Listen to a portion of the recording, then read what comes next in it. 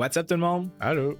Aujourd'hui, on se retrouve pour un nouvel épisode du Day to Day Le podcast du Démarque présenté par Guru Energy. où on jase de marketing puis de parcours inspirant. Sans plus tarder, bonne écoute.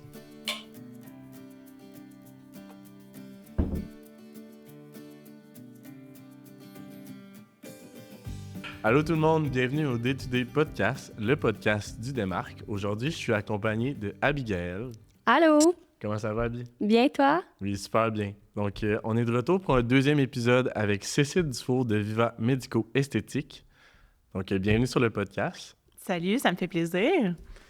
Alors, on commencerait par faire un petit retour sur les derniers sujets du podcast de Viva. On a parlé un peu de l'importance des ressources humaines, de la vision du marketing et l'équilibre entre être une mère présente et être une dirigeante d'entreprise. On pourrait commencer aussi par faire une petite introduction personnelle de toi. Donc, peux-tu te présenter brièvement? Ben oui, certainement. Merci de me recevoir une deuxième fois. Je trouve ça super le fun. Donc, c'est ça. Moi, c'est Cécile Dufour. Je suis cofondatrice, copropriétaire de Viva Médico-Esthétique. C'est une entreprise que j'ai partie à l'âge de 23 ans. Donc, ça fait déjà 13 ans qu'on est en affaires. C'est parti de rien, une petite clinique d'esthétique plus de base. Puis, de fil en aiguille, d'année en année, on est devenu assez important là, dans la ville de Québec. Donc, on compte maintenant 6 succursales, plus d'orientation médico-esthétique, environ 70 employés. Et on est autant sur la rive nord que la rive sud de Québec.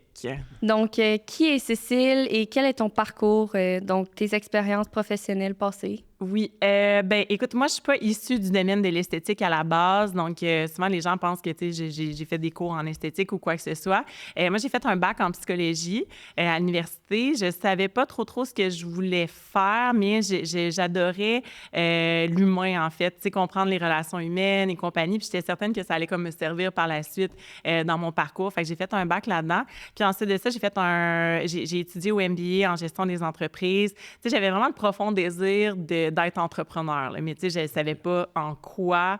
À la limite, je cherchais là, quasiment une invention, là, quelque chose qui n'existait pas là, Ouais. dans le temps. Puis l'occasion s'est présentée avec mon meilleur ami, qui est mon partenaire là, d'affaires dans Viva, qu'on a eu accès à un beau local et ça a comme commencé comme ça. J'ai fait un cours à l'université puis, pour bâtir un plan d'affaires. Puis finalement, on a décidé de se lancer dans le projet. Je l'avais expliqué un petit peu dans l'autre podcast, mais c'est un petit peu mon background. Donc, moi, rapidement, à l'âge de 23 ans, mais là, j'étais en affaires, puis rapidement, Viva, c'est devenu vraiment comme ma job de vie à temps plein, là. Sinon, actuellement, ton rôle, c'est quoi? Est-ce qu'il y a eu des changements par rapport à tes responsabilités? Peux-tu faire une petite update par rapport à ça? Oui. Écoute, ça a énormément changé parce que, tu sais, quand j'ai commencé, on était deux, là. Moi, j'avais engagé une première esthéticienne, puis je faisais vraiment tout ce qui était le reste, au final, à part le traitement. Donc, j'ai déjà fait des consultations, j'ai suivi vraiment toutes les formations nécessaires pour devenir, pour être capable de faire des consultations, puis être capable aussi de choisir les bons appareils qu'on allait acheter et compagnie. J'ai fait de la réception, le marketing, RH et compagnie. Fait que vraiment, j'ai comme porté tous les chapeaux et plus ça a pris de l'ampleur, je porte encore beaucoup de ces chapeaux-là, mais j'ai des gens qui m'aident, puis on a vraiment des départements, si on veut, dans l'entreprise. Fait que là, vraiment, il y a le département du marketing qui compte quelques personnes. J'ai quelqu'un aux opérations. Récemment, on a engagé une VP qui est un peu comme mon bras droit. Donc, ce que j'aime, moi, c'est de rester vraiment comme grounded puis de participer à toute la prise de décision dans chacune des sphères, d'être vraiment comme au courant de ce qui se passe, mais d'être plus dans la prise de décision que dans vraiment mener tous les projets à terme. Mm-hmm. Je pense que c'est important d'un peu toucher à tout parce que tu peux comme comprendre un peu chaque élément, puis ça te permet de prendre des bonnes décisions par la suite. C'est tellement important, ça, je trouve, justement, de ne pas se déconnecter de ce qui se passe en clinique. Tu sais, moi, je fais une tournée à chaque semaine où je vois l'ensemble de l'équipe, là, tu sais, puis je vois chacune des gestionnaires aussi du succursale à chaque semaine.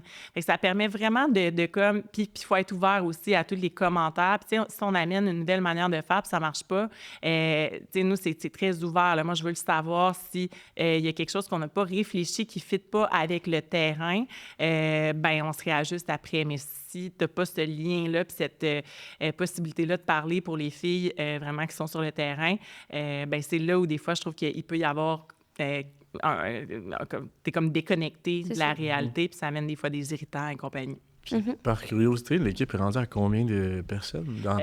Overall, on a environ 70 employés. Okay. Donc, on est vraiment les 6 succursales. Donc, puis on a notre centre administratif. Donc, dans les succursales du réseau plus traditionnel, c'est principalement des esthéticiennes, techniciennes laser qui ont suivi d'autres formations. Donc, c'est vraiment des techniciennes médico-esthétiques principalement. Puis, depuis 2 ans et demi, on a ouvert une division médicale où là, c'est une offre de services qui est un petit peu plus nichée, qui est vraiment plus spécifique. Et là, on retrouve plus des infirmières cliniciennes, médecins pour le volet comme injection.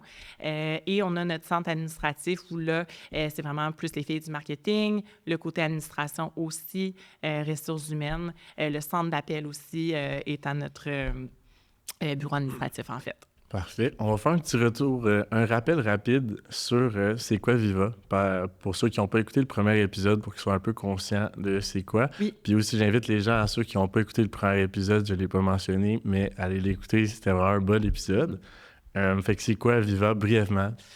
En fait, nous, notre mission, ça a toujours été de rendre le médico-esthétique accessible à tous. Donc, c'est vraiment ça qui nous porte. Donc, on a toujours eu en tête d'avoir un réseau de cliniques où une personne pourrait aller d'une clinique à une autre, où le dossier serait en réseau, d'offrir vraiment comme le meilleur rapport expérience-prix pour un maximum de personnes.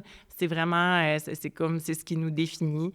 Donc, comme je le disais tantôt, on a développé une branche plus médicale, mais sinon, j'aime bien expliquer notre offre de services en 5 grands axes. Donc, on a l'épilation définitive, tous les traitements avancés pour la peau, le volet injectable, qui est le volet plus médical, si on veut, des injections d'agents de comblement, neuromodulateurs faits par des médecins. Ensuite de ça, on a le détatouage, qu'on a pris un peu le lead du marché depuis 1 an ou 2. Et on finalise avec toutes les solutions contre la perte de cheveux. Fait que ça, c'est vraiment en 5 grands axes. Il y a un paquet de services qui rentrent là-dedans au final. Ouais. Quelles valeurs vous distinguent par rapport à vos compétiteurs ou les autres? Les valeurs, je te dirais que nous, la valeur qui est la plus importante, c'est vraiment le respect. Autant au sein de notre équipe, je pense que ça se ressent. Là, on a comme vraiment un beau respect entre les départements, entre les membres de notre équipe. C'est quelque chose que je nomme dès le départ, quand on fait un peu l'embauche, puis le guide d'employés et compagnie, c'est comme notre valeur numéro 1. Je trouve que quand il y a du respect, autant entre collègues qu'évidemment envers le client, on dirait que ça n'a pas le choix de bien aller, là, dans le sens où, on est dans un domaine de filles. Moi, je dis tout le temps, on peut-tu, souvent, il y a comme des petits mythes là, qui viennent, il doit y avoir du blabla, puis des petites chicanes. On est en 2024, on peut-tu, s'élever, puis pas être, je sais pas, le prix, là, avec le stéréotype. Oui, c'est ça, exactement. Fait que, ça, d'entrée de jeu, on est comme, je veux tellement pas être là-dedans. Donc, respect numéro 1. On est beaucoup dans, je te dirais, la transparence. Donc, l'importance de donner vraiment le plan de match au client, puis de pas vendre du rêve, vraiment bien poser les attentes. Oui. Puis souvent, en médico-esthétique, par le passé, je trouve qu'il y a par rapport à des crèmes miracles ou des choses comme ça, nous, on veut vraiment mettre carte sur table. On ne vend pas du rêve. Voici ce qu'on a à proposer qui va vous permettre d'atteindre tel genre de résultat. Puis, comme ça, la personne prend vraiment une décision éclairée face à sa décision d'embarquer ou non dans un plan de traitement. Puis ça, je pense que les gens l'apprécient vraiment, qu'on soit hyper transparent, respectueux. C'est ça. Rapidement, là, ça serait les 2 valeurs que j'aurais en tête. Parfait. Ça nous emmènerait un peu aux nouveautés depuis le dernier épisode, on avait noté la gamme de produits exclusifs Zo Skin Health et aussi la nouvelle succursale à Saint-Romuald. Donc, on va embarquer sur la nouvelle gamme, ce qui est le segment branding et marketing. Oui. Peux-tu nous parler un peu de cette nouvelle gamme et en quoi ça se distingue par rapport aux autres offres? Oui, écoute, ça a été un gros virage. Là. Puis souvent, quand on voit ça de l'extérieur, on mesure peut-être pas comme l'ampleur d'un virage comme ça. En fait, moi, ça faisait à peu près 2 ans là, que je commençais à regarder vraiment c'est quoi les gammes qu'il y a sur le marché. Je voulais trouver... En fait, je trouvais qu'on avait une offre de produits, en fait, dans nos succursales qui était rendue beaucoup trop grande, en fait. On avait des super belles gammes qu'on adorait. Souvent, dans chacune des gammes, il y avait vraiment des gros coups de cœur.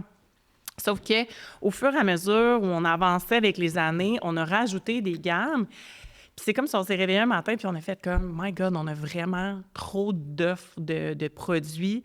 Ça amenait quand même des défis à plusieurs niveaux que là, plus l'équipe grossissait, plus c'était comme difficile à différents niveaux. Je vous donne un exemple. Mettons qu'on a 5-6 gammes de produits qui ont tous à peu près 50 produits chaque. Tu sais, c'est 300 produits, finalement, à soutenir en inventaire dans 6 succursales. C'est aussi, en termes de formation, pour les nouvelles employées, déjà que la formation comprend quasiment 1 mois, là, tu sais, quelqu'un qui a tous ses diplômes et compagnie, juste pour comme bien maîtriser ce qu'on fait, nous, à l'interne. Là, il y avait la portion de produits qui était vraiment difficile à comme maîtriser en l'espace de quelques semaines, 300 produits pour vraiment bien le conseiller. Ça faisait en sorte qu'on avait des fois même, on voulait avoir l'ensemble d'une gamme, mais que bon, il lance un nouveau produit. On a déjà un comparable dans une autre gamme, mais là, on veut avoir la gamme complète qu'on a. Fait qu'on se retrouve à avoir plusieurs bonnes versions d'un sérum, mettons, pour l'hydratation, d'une crème pour l'anti-âge et compagnie. Ce qui fait que le client était un peu perdu. La technicienne veut pas aussi un peu, dans le sens, bien là, je me tourne vers quoi? J'ai plein de belles options et compagnie. Puis c'est sûr que là, on traînait quand même, veut pas, des gammes qui étaient plus ou moins médico-esthétiques. Nous, je voulais vraiment que notre offre de produits soit alignée avec le virage qu'on a fait au niveau des services. Et donc, ce qui convenait, ce qui était aligné il y a peut-être 5-6 ans, où on faisait encore de l'esthétique traditionnelle, bien là, c'était plus aligné avec le virage vraiment médico-esthétique qu'on a fait dans les 2-3 dernières années, le vraiment virage complet. Donc c'est ça. J'étais vraiment à la recherche d'une gamme qui allait cocher plusieurs critères, dont le fait d'être évidemment super performant, parce que le virage qu'on a fait, nous, c'est vraiment, on n'est plus dans l'esthétique traditionnelle, on est dans l'atteinte de résultats pour tout ce qu'on propose. Fait qu'on, au niveau du visage en soi, si je fais parler avec les produits, ben tu sais, nos technologies, c'est pas nécessairement, on ne vient pas pour faire un soin de détente, relaxation, on n'est plus du tout là-dedans, on est vraiment comme, si tu as une condition de la peau, ben on a une technologie qui va t'aider à la traiter. Puis je voulais que la gamme de produits soit ultra performante. Fait que ça, c'était mon critère numéro 1. Je voulais me démarquer de la clientèle aussi, de la concurrence, en fait, en lien avec le fait que, en fait, notre gamme, là, la gamme Zo, c'est exclusif aux cliniques qui ont un directeur médical. Donc, c'est vraiment une gamme qui est d'orientation médicale, ultra performante. Puis ça, mais on ne peut pas la retrouver dans une clinique, en pharmacie ou dans un sous-sol de clinique, quoi que ce soit. Fait qu'il y a vraiment comme une rigueur au niveau de qui peut avoir cette gamme-là. C'est une gamme aussi qu'on peut bien combiner avec toutes les technologies qu'on fait. Puis ça, c'est quand même rare de pouvoir trouver quelque chose avec très peu de contre-indications avec les technologies. Fait que, tu sais, on est vraiment dans optimiser au maximum les résultats de la cliente. Je trouve que ça fitait comme parfaitement. Moi, j'ai eu un méga coup de cœur aussi. Je pense que ça prend ça, tu sais, comme ce genre de feeling-là que, oh my God, comme tout est vraiment wow.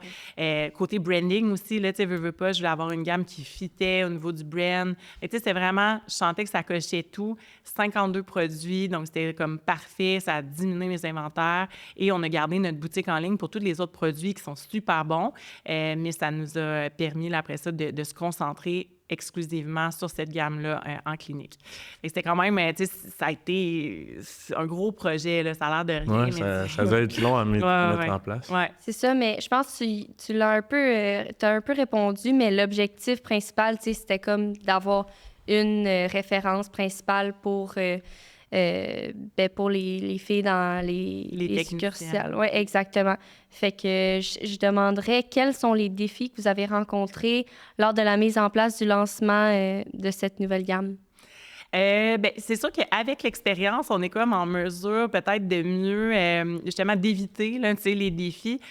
Par expérience, quand on fait un virage comme ça, faut pas que tu arrives, puis surtout avec l'équipe que là, on est rendu à environ 70 employés, tu peux pas arriver, puis en 2 semaines, hey, on va changer de gamme. Là, Moi, de un, c'est super important que les filles comprennent le process derrière une action. Je veux vraiment qu'ils se sentent impliqués dans des gros virages comme ça. Sinon, il peut y avoir comme une réticence au changement. Ouais. Puis souvent, en entreprise, tu arrives avec une nouvelle idée ou quoi que ce soit, bien, l'humain est fait comme ça, un peu de comme, oh, la nouveauté, je me braque un peu. Puis, exact. fait que, résistance au changement, moi, c'est tout le temps dans ma tête, je veux pas aller là. Donc, je fais tout pour éviter ça. Puis, ben la meilleure chose à faire, c'est de prendre le temps d'expliquer le pourquoi on prend une décision comme ça. Puis souvent, quand tu prends le temps de l'expliquer, ben là, c'est comme « Ah, OK, ouais ».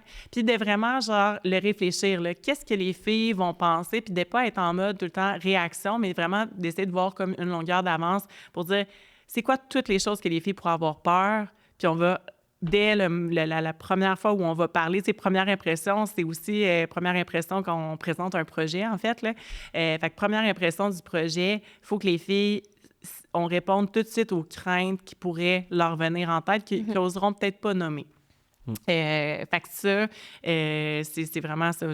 J'essaie toujours, quand j'amène un projet plus gros comme ça, d'aller au-devant. Ça, c'est un gros changement, puis c'est une bonne manière d'amener les choses. Ben c'est ça, parce que je veux pas les filles, ça faisait, je veux dire, les filles, quand je dis les filles, c'est mes collègues et compagnie. Tu sais, quand t'es habitué, ça fait 5 ans, 10 ans de travailler avec une certaine gamme, tu t'amènes pas ça comme ça.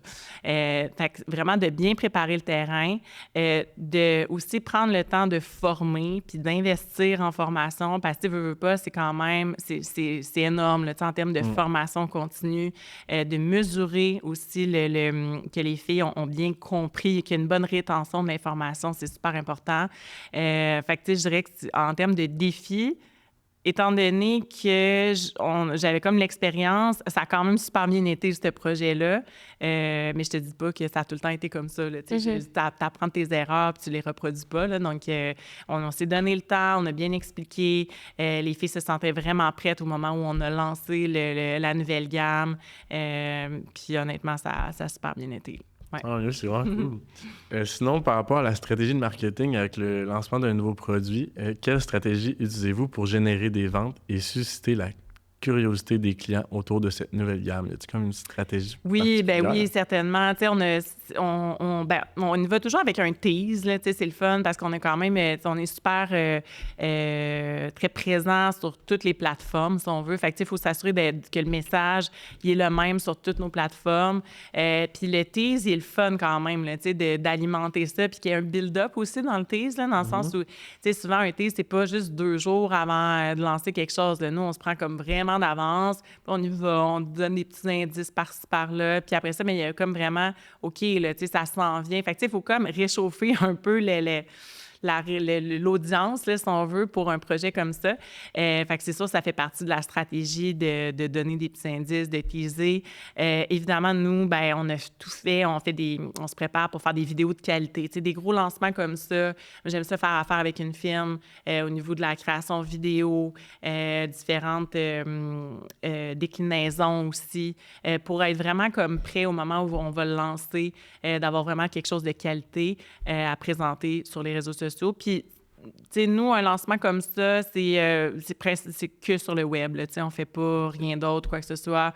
On met tout notre budget marketing all-in. C'est ça, pas de journaux, peu importe, tu sais. Mais, tu sais, je vous ai vu, tu sais, autant avec la caméra professionnelle, tu sais, vos vidéos, mais aussi des reels, tu sais. Vous variez votre contenu, tu sais, autant professionnel que plus avec iPhone, j'imagine. Ouais. Puis comme présenté avec aussi la madame, la représentante des ventes, tu sais. Oui. Fait que, tu sais, je trouve ça bien de voir plusieurs facettes un peu.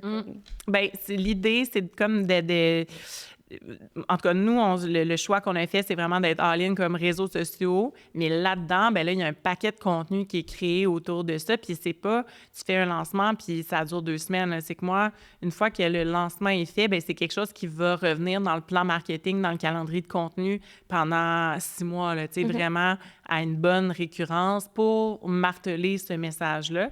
On dirait que dans le temps, on dirait que j'avais tendance à dire, bon, bien, le lancement est fait, comme on passe à autre chose, mais tu sais, il faut vraiment que tu le perdures plus longtemps. Fait que c'est pour ça que oui, effectivement, on a des beaux vidéos de qualité, mais après ça, bien, c'est des stories, on en parle.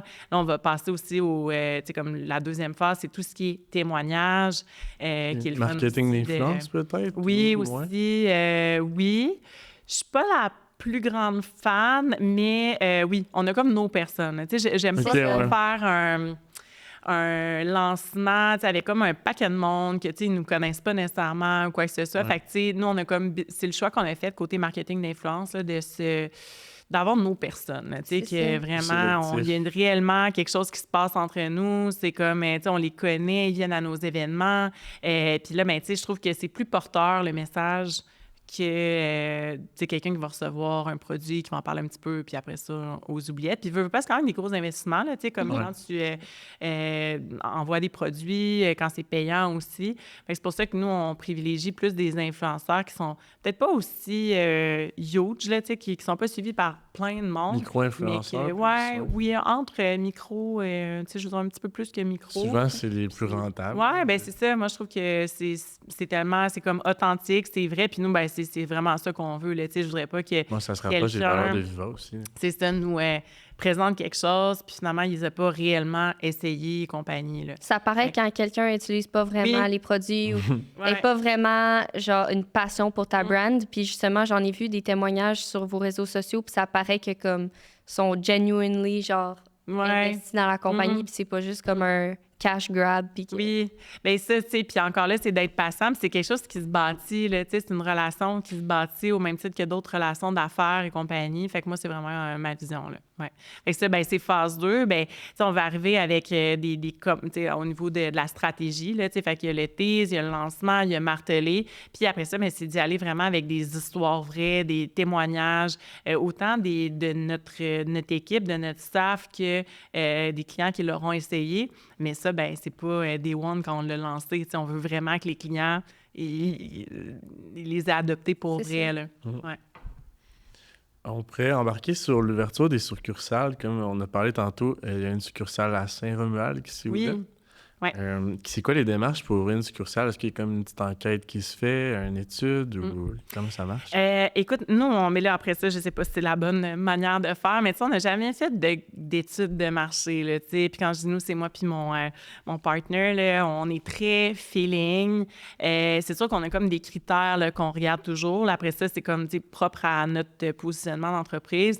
Mais nous, comme on est, tu sais, le médico-esthétique accessible à tous, le mot accessible veut aussi dire être accessible par rapport à nos emplacements. Donc, nous, on regarde toujours on va être proche des artères vraiment comme connues à Québec. On va être bien visible de par, justement, des artères connues ou même l'autoroute, que notre logo soit visible. Donc là, pour le choix, exemple, de Saint-Romuald, c'était un de nos critères. Là. On voulait pas... Ça faisait longtemps qu'on regardait Rive-Sud. Puis, étonnamment, on s'entend que c'est pas non plus ouvrir à Montréal ou dans une autre province. Mais moi, perso, j'avais quand même un petit... comme un petit test.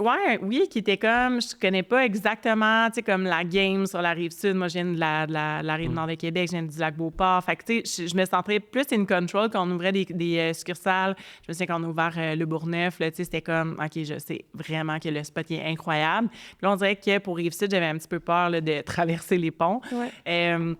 Fait que c'est pour ça que le choix, ben d'une succursale, ça s'est fait un peu en... Tu sais, d'un, c'est toujours garder l'œil ouvert, là, tu sais, on regarde toujours les locaux disponibles, même si t'es pas prêt nécessairement à ouvrir ou quoi que ce soit. Nous, c'est comme ça qu'on fonctionne. Fait que, tu sais, on est comme toujours à l'affût, on regarde, tu sais, puis moi, à chaque fois qu'on a ouvert une succursale, il y avait juste comme aucune question qui se posait, dans le sens où on avait vraiment un feeling. Le feeling que c'est comme, c'est là, c'est sûr que c'est là. Puis les quelques fois où on a comme hésité, bien justement, c'était notre petit point à dire, bien, on n'a pas l'appel, tu sais, on hésite un peu, c'est peut-être pas le meilleur move. Puis souvent, après quoi, on s'est fait, hey, une chance qu'on n'a pas ouvert, mettons, à tel ou tel endroit. Fait que je pense que c'est comme d'écouter beaucoup son feeling. En tout cas, dans notre cas, c'est ça. Donc, au niveau du spot, là, sa recherche de spot, ça ressemble un peu à ça, là. Fait qu'on se demandait aussi, c'est quoi la spécialité à cette succursale-là? On le sait que c'est pas exactement pareil qu'aux autres. Fait que parle-nous un peu de ça. Bien, en fait, je voulais, comme juste pour réexpliquer, là, tu sais, vraiment, nous, on a le réseau Viva avec une offre de service qui est principalement traitement avancé de la peau, épilation définitive. Et la division médicale à Québec, là, c'est notre succursale sur la rue du Marais, qui est vraiment comme une offre de service qui est complètement haute. Donc, les clients du réseau Viva, à l'occasion, vont venir à la succursale de la division médicale pour soit leurs injections, pour des traitements avancés avec des infirmières. Rive-Sud, on savait qu'on allait avoir une belle demande, parce que ça explose, là, tu sais, comme vraiment le marché là, sur la Rive-Sud, c'est fou. Puis je me disais, bon, qu'est-ce qu'on fait? Est-ce qu'on déroge un peu du modèle qu'on a? Fait que c'est un peu ce qu'on a fait. En fait, c'est un hybride entre... en fait, on vient combiner notre offre de la division médicale au réseau Viva qu'on connaît sur la Rive-Nord. On l'a vraiment comme combiné pour la Rive-Sud. Mais ultimement, si ça va super bien, mon idée serait quand même de dire, ben j'aimerais ça les scinder en deux, là, si on veut, puis d'avoir une clinique réseau Viva, puis possiblement une clinique division médicale. OK. Les autres cliniques, c'est plus spécialisé à un segment, plus que... Ben, je te dirais, tu sais, division médicale, injection, détatouage, traitement, en fait, souvent qui sont prodigués par des infirmières. Fait que c'est vraiment ça. Sinon, ben, c'est des techniciennes médico-esthétiques d'expérience qui sont dans le réseau Viva pour traitement visage et épilation définitive. Pouvez-vous nous parler des différences de gestion entre vos services médicaux et esthétiques? Rapidement, tu sais, différentes de gestion. Tu sais, nous, on le voit vraiment comme, tu sais, ma manière de gérer la même, tu sais, peu importe que ce soit des médecins, des techniciennes. Fait que, tu sais, il y a comme un fil conducteur là, qui est tout le temps le même. Fait que, tu sais, j'aurais tendance à dire ça. C'est sûr que quand tu travailles avec, exemple, les médecins, bien, il y a quand même des normes professionnelles, le collège des médecins. Il y a des choses qu'il faut comme, des critères qu'il faut rencontrer, compagnie. Mais sinon, tu sais, c'est pas hiérarchisé ou quoi que ce soit dans notre façon de travailler. Là. Parfait. Okay. On embarquait sur le segment Q&A. Oui. C'est donc la première question. Quels sont vos projets pour l'avenir en termes de développement de la marque Viva? Bon, projet pour l'avenir, je te dirais que, ben moi, j'ai énormément de plaisir à faire ce que je fais présentement. 2024, ça a été comme une grosse année de projets avec, l'ouverture, évidemment, de Saint-Romuald, développer un nouveau marché. On a acheté un nouvel appareil. Tu sais, on a comme été dans des gros projets, virage, zoo, comme on a parlé, compagnie. Là, j'ai comme plus envie là, de me donner une année, puis je l'ai partagé, là, tu sais, notre mot, c'est le mot ancrage. Et je veux vraiment... Oui, ouais. C'est ça. Puis même, tu sais, ça a été une grosse année aussi au niveau de la structure. On était un peu en restructuration d'entreprise avec... on a créé des postes quand même vraiment importants que je vous ai nommés tantôt. Ça se fait pas comme ça, là, tu sais, les manières de communiquer, d'être efficace au travail. Fait que je veux comme me donner une année pour prendre un pas de recul, regarder un peu le big picture de mon entreprise, puis vraiment de faire, OK, tu sais, ça va bien. Est-ce qu'on peut se re-questionner sur chacune des manières qu'on a de faire, de travailler à tous les niveaux. Là, c'est quand même un travail de fond, là, si on veut, mais que je pense qu'il est comme nécessaire quand tu as des moments où tu développes vraiment beaucoup, de dire, bien là, je vais comme prendre un petit peu de recul, je vais m'assurer que je ne perds pas en rentabilité, que toutes nos manières de faire sont efficaces, puis de se permettre de sortir un peu de la boîte qu'on connaît. De dire, bien, OK, on fait ça de cette manière-là, mais est-ce que c'est encore adapté, de le faire compte tenu de la taille de l'entreprise et compagnie? Puis ça, bien, ça prend du temps. Puis si tu as 1001 projets, bien, tu peux pas comme être dans ce re-questionnement-là. Fait que, tu sais, à court terme, dans la prochaine année et demie, je veux vraiment comme plus me grounder. Puis je te dirais que la suite, ça va être un peu en fonction de ça. Tu sais, moi, ce qui va me porter, on est un peu à la croisée des chemins en termes de développement, là, tu sais, dans le sens où est-ce qu'on va chercher un autre marché, est-ce qu'on va chercher des partenaires, est-ce qu'on va vers un modèle de franchise, tu sais, c'est vraiment toutes les cartes un peu sont sur la table. Je pense qu'on a un modèle qui fonctionne bien, mais c'est certain que moi, ce qui va comme driver un peu cette prise de décision-là, c'est que, ben d'un, moi, je veux continuer à avoir du plaisir dans ce que je fais, je veux continuer que ma vie soit comme bien équilibrée, puis que je sois capable d'être investie avec ma famille, puis d'être investi dans ma business. Puis je veux surtout comme être capable, même si on grossit, de garder d'être capable d'avoir une gestion de proximité avec mes employés et offrir un service personnalisé au niveau de la clientèle. Fait qu'à partir du moment où je ne serai pas capable de garder ça, c'est-à-dire d'avoir un lien avec les employés, que je veux pas que l'employé devienne un numéro, je veux pas que le client devienne un numéro non plus. Donc, c'est ça qui va... Puis je veux garder du plaisir au travail. Fait que c'est comme ces trois critères-là. Je trouve que ça se ressent, là, tu sais, que... Ouais. En tant que cliente, je trouve que c'est vraiment une approche personnalisée, puis tu te sens comme vraiment respecté, puis ils t'écoutent, puis c'est important. Après ça, la prochaine question, ça serait comment mesurez-vous le succès de vos campagnes marketing? Le succès des campagnes marketing, bien, c'est sûr que nous, on est des partenaires avec qui on travaille. Tu sais, moi, tout ce qui est publicité numérique, on travaille avec une firme qui nous aide, en fait, à vraiment mesurer au day-to-day. Là. Tu sais, quand nous, on a 5 plans marketing dans l'année. Et donc, à chaque fois qu'on lance un nouveau plan marketing avec des nouvelles promotions, ça va durer entre 2 mois, 2 mois et demi. Mais c'est pas, OK, on lance les promos, puis peut-être les publicités, puis après ça, on mesure après coup. Fait que c'est vraiment, l'idée, c'est de mesurer au day-to-day, des tests A/B et compagnie, mais eux, moi, je veux vraiment me chercher des spécialistes pour ça, là, pour avoir un maximum de performance. Et à chaque mois, on a un rapport, justement, de performance, et là, on réajuste le tir. Fait que on est en constant réajustement, puis je pense que c'est ce qui fait que on est toujours target, là, finalement, dans nos publicités. Puis si on le voit rapidement, puis pas de dire, ça a vraiment pas marché, on le remettra pas l'année prochaine ou quoi que ce soit. On réagit beaucoup plus rapidement de cette manière-là. Parfait. On peut te faire elle. Je penserais celle-là. On a parlé quand même beaucoup. Oui. Quelle initiative avez-vous mise en place pour fidéliser vos clientes existantes? Fidélité, bien... tu peux avoir les plus gros, les plus beaux programmes de fidélité si c'est pas... si les employés sont pas imprégnés de ça, c'est bien difficile à mettre en place. Moi, je trouve que ça vient vraiment du service client. Même si tu as comme une carte qui est super avantageuse et compagnie, la fidélité, pour moi, ça passe par vraiment d'offrir une super bonne expérience client. Il n'y a rien de plus winner que ça, que la personne elle revienne parce qu'elle a eu un super bon service.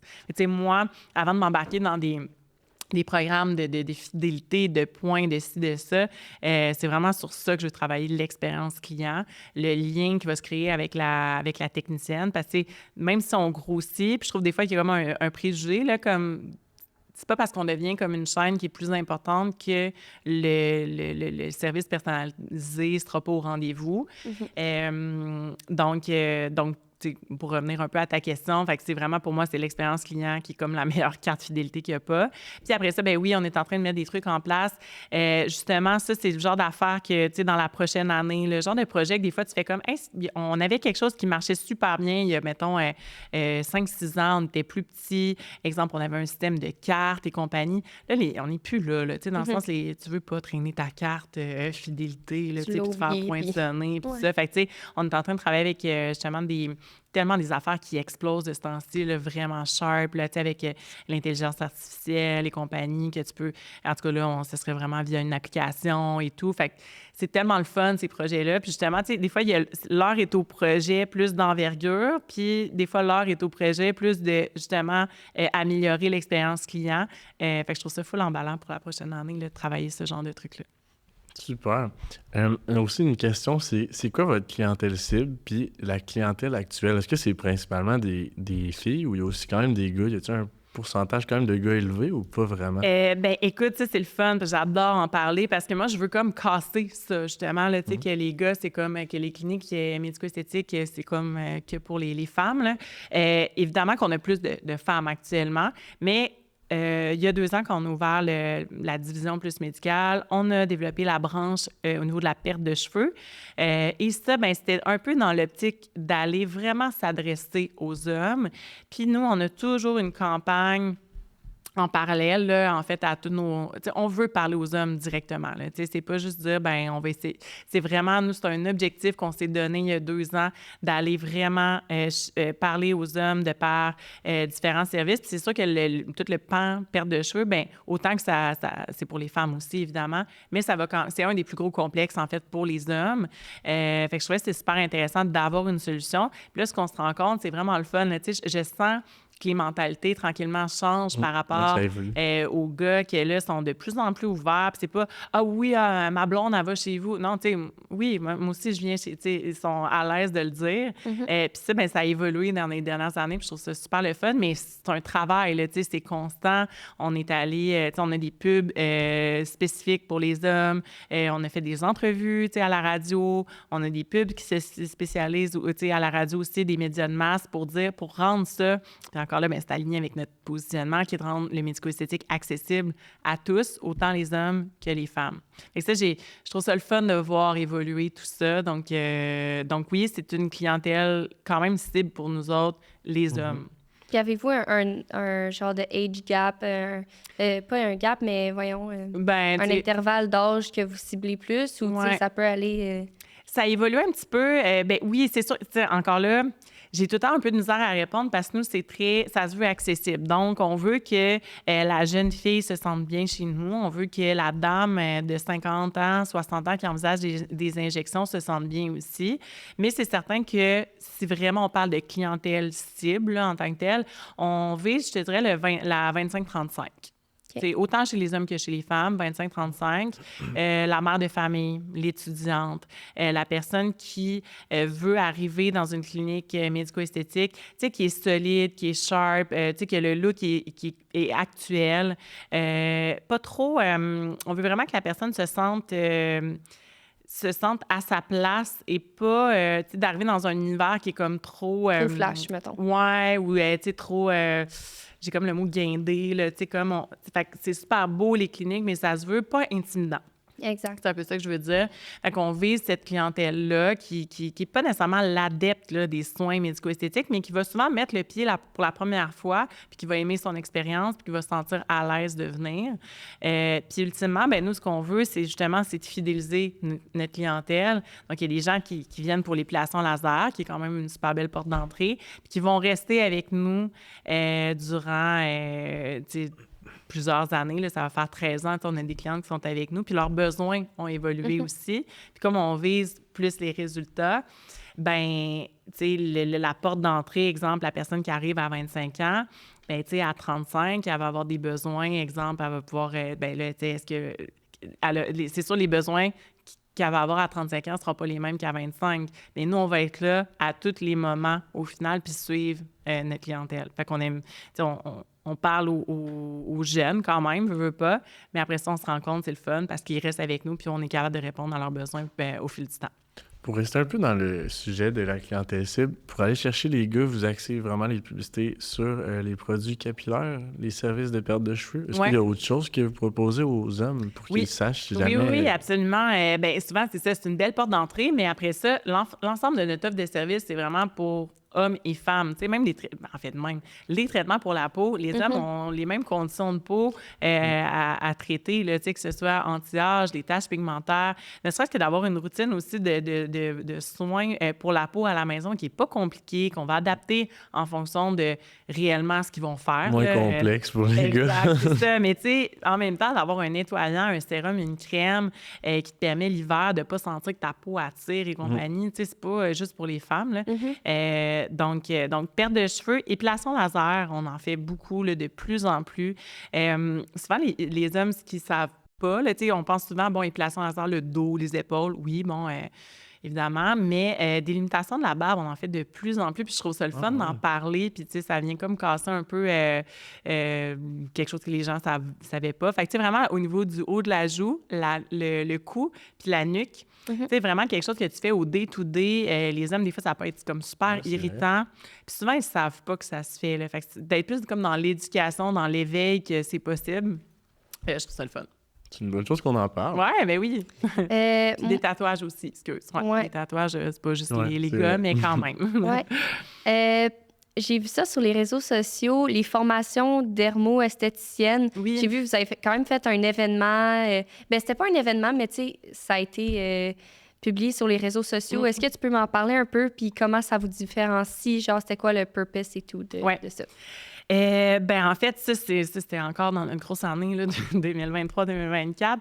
C'est un énorme investissement. Là, ça, c'est huge. Puis on dirait que j'aimerais ça le porter encore plus, puis que les gens comme comprennent. C'est quand même un message qui est dur à comme transmettre. On veut pas juste marteler pour ça, mais en fait, c'est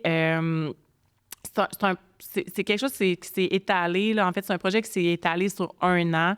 L'ensemble de mon équipe a été formé. En fait, moi, ça faisait longtemps que je voulais je voulais vraiment comme avoir littéralement la meilleure équipe. Là. Tu sais, quand on parle de résultats en tant que tel, de traitement, de développer vraiment tout ce qui est visage, ben tu sais, je voulais carrément que les filles se sentent outillées pour vraiment bien conseiller, autant au niveau que des produits que des services. Ils sont super bien formés. Là. J'ai beaucoup de filles d'expérience et compagnie, mais il y avait cette certification-là qui s'appelle de dermo-esthéticienne, qui va vraiment plus loin. Là. C'est dans le sens où vraiment les mécanismes de la peau, comprendre. Tu sais, je voulais pas que les filles puissent juste parler de notre laser ou de telle ou telle gamme de produits, mais plus vraiment qu'ils se sentent ultra comme compétentes puis ferrées dans les mécanismes de la peau, les réactions, les ingrédients actifs dans l'ensemble des produits qu'on retrouve. Puis je trouve tellement que c'est comme la base, tu sais, quand tu te sens compétent dans quelque chose, de dire, mais comme, OK, je suis motivée à travailler, là, tu sais, je trouve que c'est comme la base de la motivation. Fait que je trouvais qu'il y avait comme un paquet d'avantages à se tourner vers une formation comme ça, autant pour la confiance de l'employé en question, sa motivation au travail, que évidemment le client aussi qui est servi par, puis conseillé par, tu sais, comme quelqu'un vraiment qui est ferré dans son domaine. Mais dans une grosse équipe comme nous, c'était quand même, c'était quelque chose. Tu sais, les filles ont étudié des heures, là, c'est des formations, c'est comme tout un processus, là, tu sais, comme sur 1 an. Tu sais, des filles, des fois, je pense à certaines, tu sais, qui sont dans la cinquantaine, qui ont tout leur méga background, mais là, de retourner, tu sais, d'ouvrir les livres, puis de comme, tu sais, c'est quand même... ouais, c'était vraiment intense, puis de motiver, genre, tout le monde ensemble. Ça a tellement donné lieu à des beaux partages, parce qu'on voulait que les filles, comme, échangent entre elles, en fait, puis qu'ils, tu sais, ils ont suivi les formations en ligne, on faisait des sous-groupes et compagnie. Fait que, tu sais, d'un, ça a tissé vraiment comme les liens des filles. Autant que les techs là, d'expérience apportaient quelque chose de super beau aux filles qui sont un petit peu plus jeunes, qui ont moins d'expérience. Puis eux, l'inverse était aussi super le fun. Fait que ça a été vraiment super le fun, mais en même temps, quand même vraiment demandant pour les filles. Puis finalement, ben c'est ça, l'ensemble de l'équipe là, a été formé, a eu son diplôme, on fait la remise là, officielle dans 2 semaines, justement, à notre gala, notre party de Noël et compagnie. Puis tu sais, voir la fierté, là, tu sais, quand ils ont vraiment passé au travers. Ah, c'était beau, vraiment beau. C'était magnifique. Les filles sont tellement fières, puis avec raison, là. Oui. Puis ça se voyait dans la vidéo, tu sais, que les filles, je trouvais ça beau qu'ils connectent, puis tu sais, ils peuvent se comprendre, puis ils peuvent s'expliquer un peu comme leur histoire et tout. Je trouve que c'est important, puis tu sais, ça fait comme... Tu sais, ça vous tisse des liens, puis c'est beau à voir. Il y a vraiment eu... tu sais, l'impact positif a été énorme à plusieurs égards. Il faut quand même...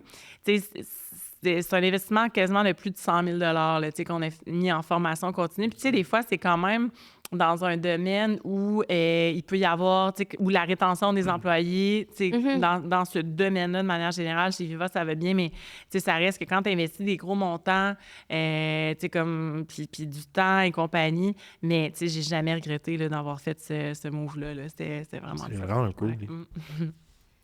On embarquera un peu dans les questions spontanées de fin de podcast. OK, oui. Qui est un segment présenté par Guru Energy. Le moment le plus marquant ou comique de Viva? Oh, OK. On peut te laisser le temps d'y penser. Écoute, OK, je vais vraiment, j'avais comme pas préparé ça. On y va comme de même.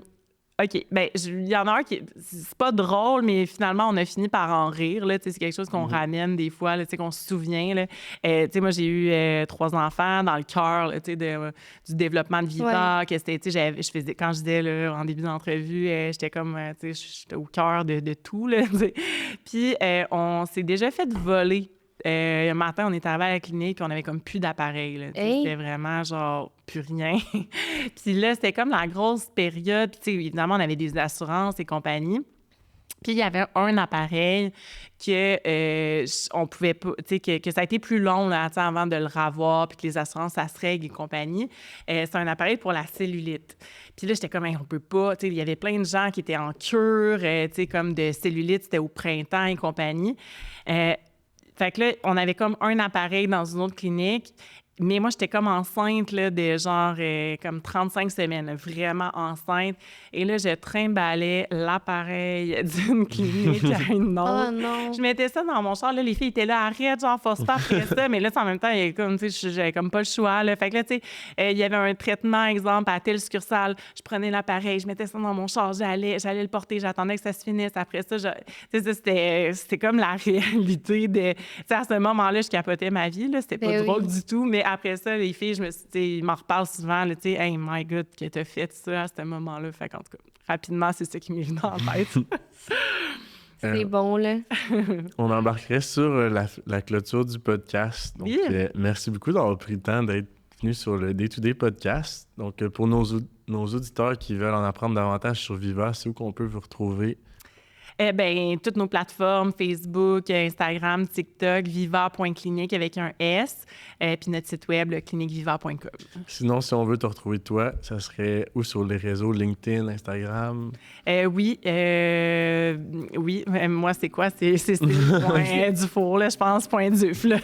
Je suis pas très... non, je me mets pas tant que ça de l'avant, mais... Bon. Donc, un gros merci. Merci beaucoup. Ça m'a fait plaisir, c'était super le fun.